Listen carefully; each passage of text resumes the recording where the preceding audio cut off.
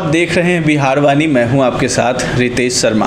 आज जन्माष्टमी का मौका है, आज श्री कृष्ण का जन्म हुआ है। इसी बीच जो है हम यहां मौजूद हैं, हमारे साथ यहां पे हैं रिंकी पांडे हैं जो भोजपुरी लोक गायिका हैं, रेडियो और दूरदर्शन में आर्टिस्ट हैं। उनके साथ ही वंदना कुमारी हैं, ये भी भोजपुरी लोक गायिका हैं, रेडियो और दूरदर्शन में आर्टिस्ट हैं और म्यूजिक टीचर भी हैं। और साथ ही तबले पे साथ देने के लिए यहाँ जीवानंद झा जी है। तो आकाशवाणी में पहले ये ढोलक वादक के पद पर थे, अभी सेवा से मुक्त हुए हैं और अभी यहाँ तबला पे साथ देने के लिए मौजूद हैं। तो सबसे पहले आप लोगों का स्वागत है, रिंकी पांडे जी, वंदना जी और जीवानंद झा जी। धन्यवाद। बहुत धन्यवाद, बहुत बहुत धन्यवाद। तो ये बताइए, सबसे पहले हम शुरुआत करते हैं रिंकी पांडे जी से, जो बहुत ही मशहूर आर्टिस्ट भी हैं और सोहर गाने के लिए बहुत ही लोकप्रिय हैं। तो सबसे पहले सोहर होता क्या है ये आप बताइएगा। सबसे पहले आप सभी लोगों को श्री कृष्ण जन्माष्टमी की हार्दिक शुभकामना। और सोहर जन्म संबंधी गीत है। बच्चे का जब जन्म होता है तब अमूमन सोहर गाया जाता है। और स्पेशली हमारे बिहार में ऐसी मान्यता है कि जब बेटे का जन्म होता है तब सोहर गाया जाता है। जन्म से संबंधित ये गीत है। आप बताइएगा कि आप भी साथ में हैं, तो क्या मतलब और किस तरह की गायकी होती है सोहर में और क्या कैटेगरी वगैरह भी होते हैं इसमें? सबसे पहले मैं सभी को श्री कृष्ण जन्माष्टमी की हार्दिक बधाई देती हूँ। और शिशु जन्म के अवसर पे गाए जाने वाला गीत सोहर होता है। और सोहर में हम अमूमन श्री कृष्ण जी या राम जी उनके नाम को लेकर के ही सोहर गाते हैं। जनरली बच्चे की उपमा हम श्री कृष्ण और श्री राम जी से देते हैं। तो सोहर में उन्हीं के गीत आपको मिलते हैं सुनने के लिए हम सभी को। इसके कई सारे कैटेगरी भी हैं, जिसमें एक तो होता है कि जन्म से संबंधित होता है। एक बच्चे के जन्म के उपरांत सोहर गाया जाता है। एक बच्चे के जन्म से पहले एक कैटेगरी होता है, सात गीत इसको कहते हैं। जब महिलाएं गर्भवती होती हैं उस वक्त जो इच्छा जगती है औरतों को, तो वो अपनी इच्छा व्यक्त करती हैं। खाने से लेके पहनने तक की बहुत सारी इच्छाएं हैं इसके अंदर आती हैं। तो वो भी एक सोहर ही है जिसको सात गीत कहते हैं। ये भी एक कैटेगरी है। और स्पेशली तो भगवान का ही नाम लेकर गाते हैं, कृष्णा जी का ही नाम लेकर गाते हैं। तो सोहर की यही विधा है जी। अभी बातें खत्म नहीं हुई हैं, और भी बातें हम करेंगे कि आपने कहाँ से तालीम ली है, किस तरीके से सीखा है। तो सबसे पहले एक सोहर हो जाए, आज जन्माष्टमी के मौके पर है तो एक सुना दिया जाए।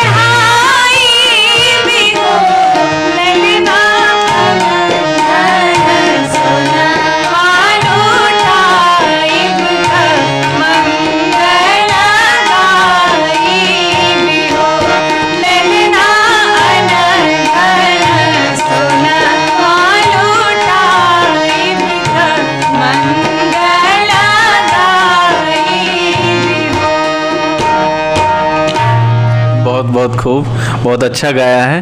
तो ये बताइएगा रिंकी जी कि आपने मतलब ये शिक्षा कहाँ से ली थी और संगीत में कैसे रुचि आपकी आई है? बचपन से ही संगीत मैं सुना करती थी, बहुत अच्छा लगता था। स्पेशली लता जी के गीतों को मैं बहुत सुना करती थी और कॉपी भी किया करती थी, गाती थी। और मैं स्पेशली यहाँ पटना आई म्यूज़िक ही सीखने के लिए। तो प्रारंभिक शिक्षा मेरी श्रीमती रेखा रत्नम दास जी से हुई, जो कि अभी फ़िलहाल भारतीय नृत्य कला मंदिर में वोकल डिपार्टमेंट की शिक्षिका हैं वो।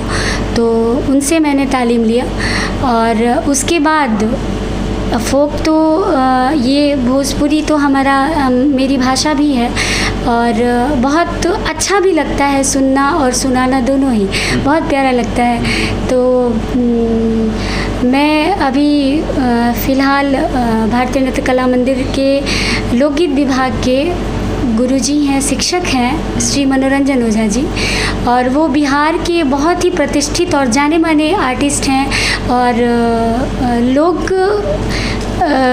गीत में एक अलग मुकाम उन्होंने हासिल किया। हालांकि उनके शिक्षा के बारे में और उनके ज्ञान के बारे में मैं वर्णन नहीं कर सकती हूँ, लेकिन जितना मैं उनको जानती हूँ ओवरऑल सब कुछ वो जानते हैं। लेकिन फ़िलहाल मैं उन्हीं से सीख रही हूँ, उन्हीं की ये देन है कि मैं जो कुछ भी सुना रही हूँ, जो कुछ भी गा रही हूँ, उन्हीं का आशीर्वाद और सीख का ये प्रतिफल है। बस यही। आपने कहाँ से मतलब सीखा?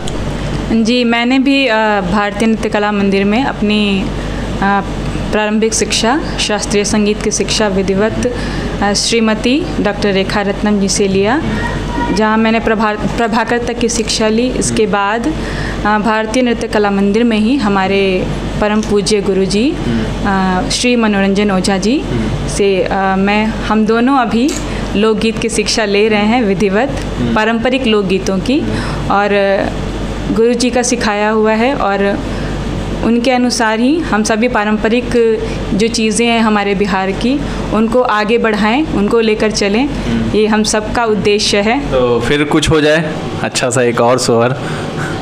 एक गीत तो है ये सारा पारंपरिक ही, लेकिन हमारे गुरुजी का एक अलग सिद्धांत है, जो कि वो गीतों में मेलोडी बड़ा कूट कूट के वो भरते हैं और उनका सुनाना ये तो एक है कि चलो ठीक है, लेकिन इतना कर्णप्रिय बना देते हैं गीतों को कि मतलब जितनी भी तारीफ़ करूँ वो सब कम होगा। हम लोग तो बस उनसे सीख ही रहे हैं, प्रयास कर रहे हैं कि उनके जैसा थोड़ा सा भी गा पाए।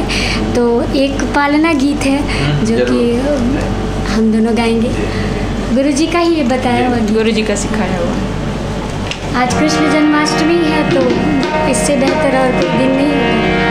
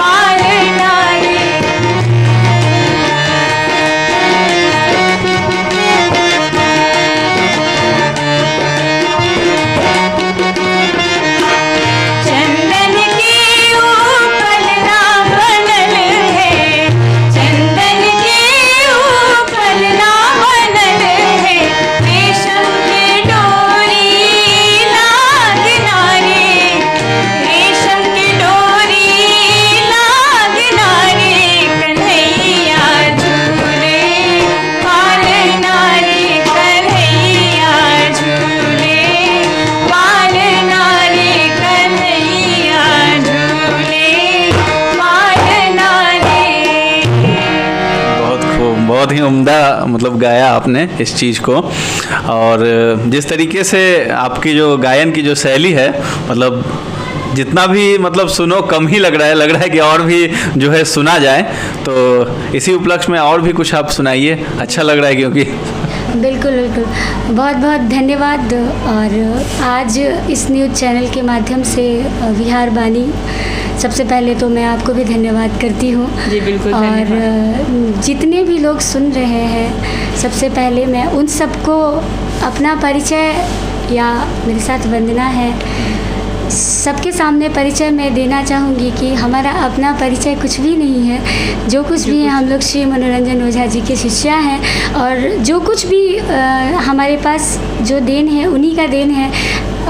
और कुछ नहीं कहूँगी मैं, बस उनको उन्हीं का मार्गदर्शन है। उन्हीं के मार्गदर्शन में हम लोग गाते हैं, सुनाते हैं, और आपको अच्छा लगा तो सारा क्रेडिट उन्हीं को जाता है, गुरु जी को ही जाता है। और आज हमारे साथ उपस्थित हैं तबले पर, हालांकि ये आकाशवाणी में ढोलक के पद पर कार्यरत थे, और अभी 1 साल पहले सेवानिवृत्त हुए हैं। और इन महानुभाव का नाम श्री जीवानंद झा जी है, और हम लोग बहुत गौरवान्वित होते हैं कि इनके सानिध्य में हम लोगों को गाने का मिल रहा है, और आगे आने वाली परंपरा भी इनसे लाभान्वित हो, ये हम लोग चाहेंगे। और बहुत ही उम्दा बजाते हैं, और जाने माने बिहार के आर्टिस्ट हैं ये। तो सबसे पहले मैं इनको भी धन्यवाद देती हूँ कि आज इस विशेष मौके पे ये भी उपस्थित हैं। तो प्रणाम और धन्यवाद जीवानंद सर जी को। जन्माष्टमी का तो मौका है ही, श्री कृष्ण का जो गीत है वो तो आप गा ही रहे हैं, लेकिन साथ में जो है श्री राम का भी अगर हो जाए तो अच्छी बात है, क्योंकि अभी राम जन्मभूमि अभी तुरंत 5 अगस्त को ही किया गया था, तो उस मौके पे वो भी थोड़ा हो जाए तो सही रहेगा। जी बिल्कुल। एक गीत का प्रकार है जिसको हमारे बिहार में हरी झूमरी कहते हैं, और राम जी के जन्म के उपरांत गाया जाता है ये गीत। तो आइए आप सब सुनिए।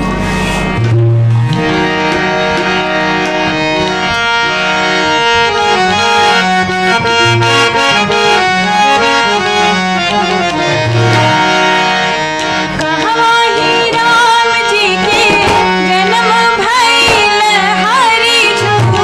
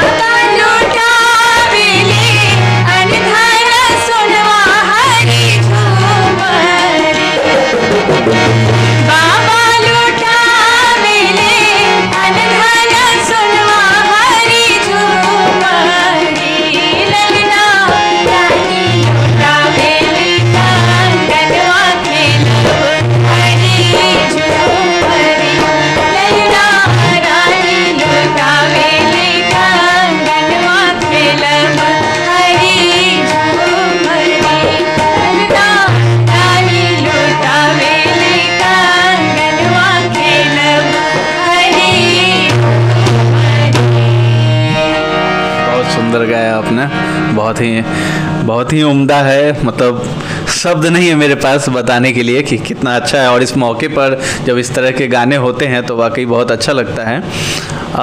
जिस तरीके से सोहर गाया जाता है, तो क्या जो फिल्म के जो गाने होते हैं उसके बारे में क्या आप सोच रखती हैं?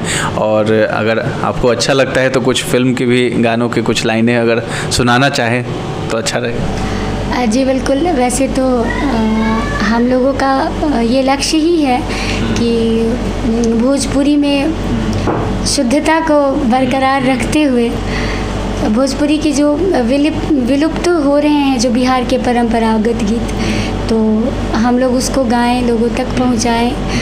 और ये हमारी संस्कृति की धरोहर है, इसको बचा के रखना हमारा कर्तव्य भी है और हम लोग चाहते भी ऐसा ही है। तो फिल्मों में जहाँ तक हो इसका यूज हो सकता है, ऐसा नहीं है, लेकिन अब होता ही है। बहुत सारे भोजपुरी फिल्मों में भी बहुत सारे गीत और इस्तेमाल हुए हैं। ये तो एक फिल्म का ही है जिसको गाया गया है, जुग जुग जियस ललनवा भवनवा के भाग जागल, भोजपुरी फिल्म है और बड़ा ही पॉपुलर हुआ था वो गीत, तो वो हम सुनाना चाहेंगे।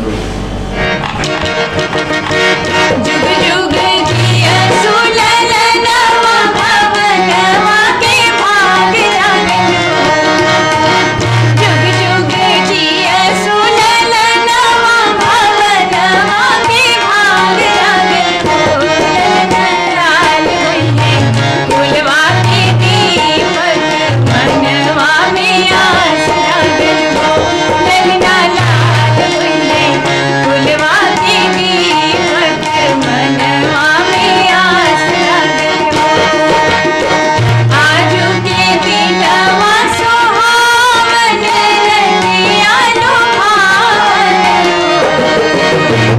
आजू के बिनवा सोहावन रतिया लुभावन, ललना मोरिला के होरिला जनम रे होरिलवा बड़ सुंदर, ललना भगिया के होरिला जनम रे होरिलवा बड़ सुंदर, ललना दीदिया के होरिला जनम रे होरिलवा बड़ सुंदर।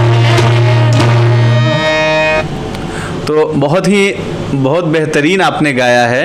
और हमारे जो ऑडियंस है जो ये देख रहे हैं वीडियो, वो ज़रूर जानना चाहेंगे कि आप लोग सोशल मीडिया पे भी एक्टिव हैं कि नहीं हैं, और किस नाम से आपका पेज है। यूट्यूब पे अगर सर्च करें तो आपको किस नाम से सर्च करें और क्या है, आप बताइए। जी बिल्कुल, सोशल मीडिया पे हम दोनों के गाने हैं। यूट्यूब पे आप तरंग चैनल पे जाएंगे तो रिंकी पांडे वंदना कुमारी नाम से सर्च करेंगे तो आपको बहुत सारे गाने सुनने को मिलेंगे। जैसे हमारे परम पूजनीय गुरुजी द्वारा ही कंपोज किया हुआ कजरी है, विदाई गीत है और भी बहुत सारे छठ के गाने हैं, बहुत सारे गीत हैं आपको सुनने को मिलेंगे। और स्पेशली विदाई गीत गुरुजी का कंपोज किया हुआ है और रचना है आदरणीय श्री ब्रजकिशोर दुबे जी की रचना है, जो कि बिहार के जाने माने गीतकार हैं, नेशनल अवॉर्डी हैं, संगीत नाटक एकेडमी अवार्ड से सम्मानित हैं, राष्ट्रपति द्वारा सम्मानित। और हमारे गुरुजी का क्या कहना, श्री मनोरंजन ओझा जी भी बिहार लोक कला से सम्मानित हैं और दोनों ही बड़े गुणी जनों का कंपोज किया हुआ और लिखा हुआ गीत है। आग्रह भी मैं ये करूँगी कि सब लोग आप हमारा सुने ना सुने, लेकिन हमारे गुरुजी और आदरणीय ब्रजकिशोर दुबे जी की ये रचना है तो उनको सुनने के लिए ज़रूर आप लोग एक बार सर्च करें यूट्यूब चैनल को। और अब तो इन लोगों के बाद ही कोई है बिहार में, हमको ऐसा लगता है, और बहुत ही खूबसूरत रचना उनकी है। आप लोग एक बार ज़रूर सुने, अच्छा लगेगा, हमें उम्मीद है पूरी। वो रचना एक बार सुना करके ही जो है इस प्रोग्राम का अंत किया जाए तो आपसे सुनना चाहेंगे। तो एक ऐसे तो छठ का अभी समय नहीं है, एक छठ गीत भी है गुरुजी का ही कंपोज किया हुआ, और कजरी भी है और बेटी विदाई गीत भी है। लेकिन करके आप अगर सुना सकते हैं तो भी अच्छा है। बिल्कुल, 4 लाइनें उसके, 4 थोड़े लाइन बता करके क्या चीज़ है आप बता दीजिए फिर। तो वो सुनाते हैं, पहले बेटी विदाई गीत सुनाते हैं जो हम दोनों की है स्वर में है।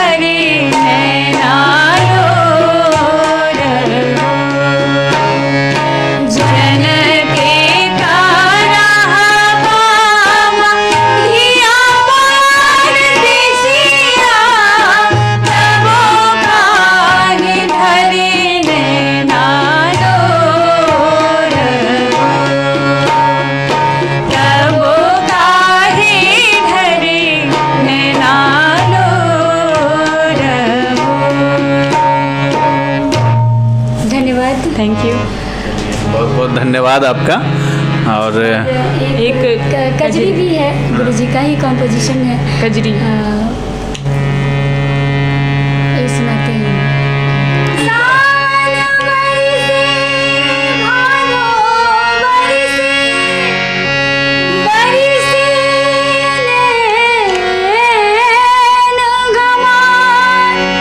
ठीक था?